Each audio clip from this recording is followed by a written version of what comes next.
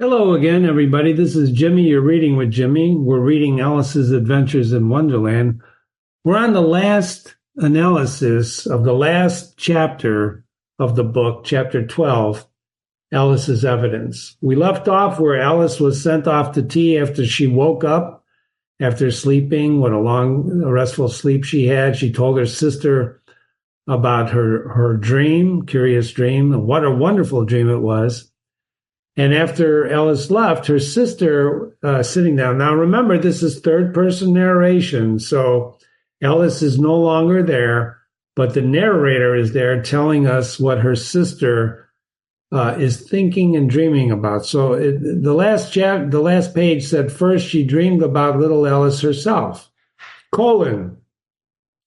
Remember punctuation? We studied the colon on the first page. Once again, the tiny hands were clasped upon her knee, and the bright, eager eyes were looking into hers. Who's hers? The sister.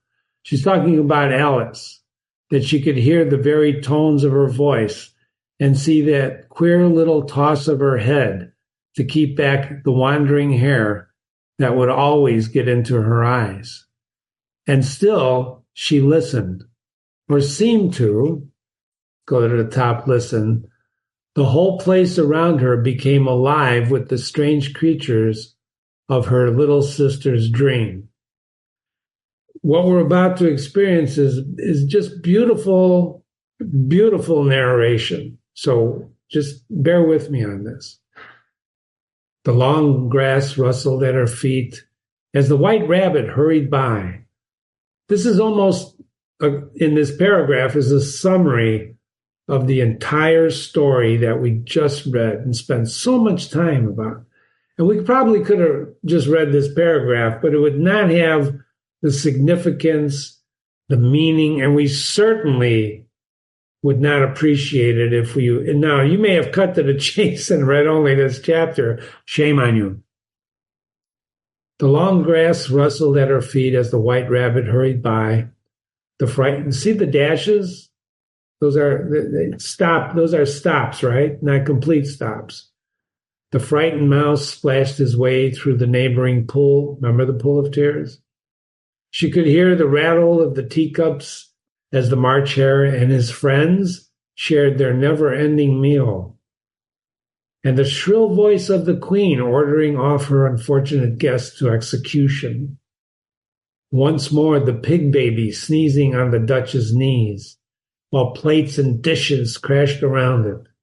And once more, the shriek of the griffin, the squeaking of the lizard's slate pencil, and the choking of the suppressed guinea pigs filled the air, mixed up with the distant sob of the miserable mock turtle.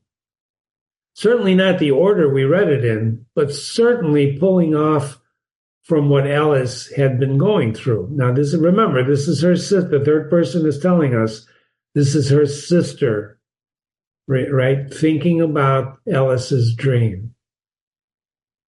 And so she sat on with closed eyes, and she half believed herself in Wonderland. Who's she? The sister, her sister. Though she knew that she had but to open them again, and all would change to dull reality. I want you to think about what this just said for a moment, right? She closed her eyes. She's thinking about believing herself in Wonderland. Though she knew if she just, now remember, she's not sleeping. The sister is not sleeping. She's thinking. And she closed her eyes. She's in Wonderland. And all she had to do is but to open her eyes again, and everything would change to what? To dull reality. Not just reality, dull reality. That's an adjective modifying the word reality. Do you find reality dull? Or is it exciting? Or do you even think about it?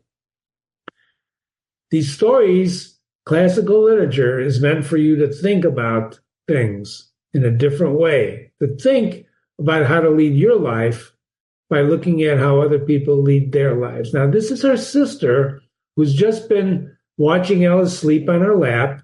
Alice was dreaming. She gets up, tells her dream, and off she goes to tea.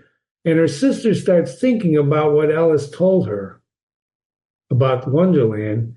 And this is very interesting to her sister. But if she opens her eyes, she's going to go back to reality, dull reality. What does she mean? There's the hyphen. The grass would be only rustling in the wind, and the pool rippling to the waving of the reeds. The rattling teacups would change to tinkling sheep bells. You see, the sounds of reality were being translated into Alice's dream. At least according to the sister, according to what the narrator is telling us the sister is thinking. So the grass would be only the rustling in the wind, and the pool rippling, the teacups, and the queen's shrill cries to the voice of the shepherd boy. There's a shepherd boy nearby, obviously, and the sneeze of the baby, the shriek of the griffin, and all the other queer noises would change. She knew. Who's she? The sister. To the confused clamor of a busy farmyard. And now we know where they're at. They're on a farm. They're on a farmyard. She was sitting by the bank, by the stream or whatever. And it's the confused clamor of a busy farmyard. Some of you have never been on a farmyard. Remember, this story is about experience and the things you're experiencing, the things you dream about, and the things you see in reality. So Alice, remember, throughout the story, she's comparing what she learned in school, the things she experienced in reality, or dull reality, if you believe her sister, with the things she is experiencing in Wonderland, which is her dream world, right? Don't forget, one of the things we learned about Alice, right, early in this is that she liked to talk to people that, her invisible friends, right? Didn't we read that someplace? Let's go back and prove that to ourselves. In any case, the confused clamor of a busy farmyard. Close your eyes sometime. Let's go to a mall, go to the ocean, go sit on a train and close your eyes and listen to the confused clamor around you. While the lowing of the cattle in the distance would take the place of the mock turtle's heavy sobs. Remember the turtle cries out, and this is the lowing. Don't cattle do that? You ever hear a cow? Moo, moo, right? Lastly, she, the sister, pictured to herself how this same little sister, Alice, would in the aftertime, what does that mean? In the aftertime, as time goes on, right? Be herself a grown woman.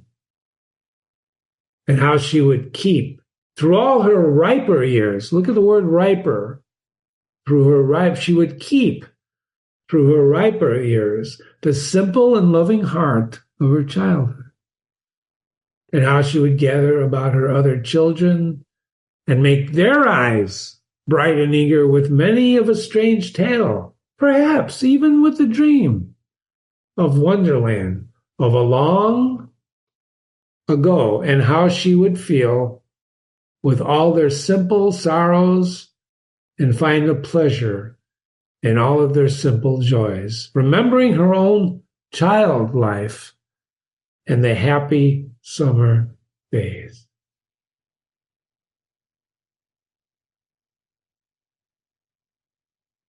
That's beautiful, isn't it?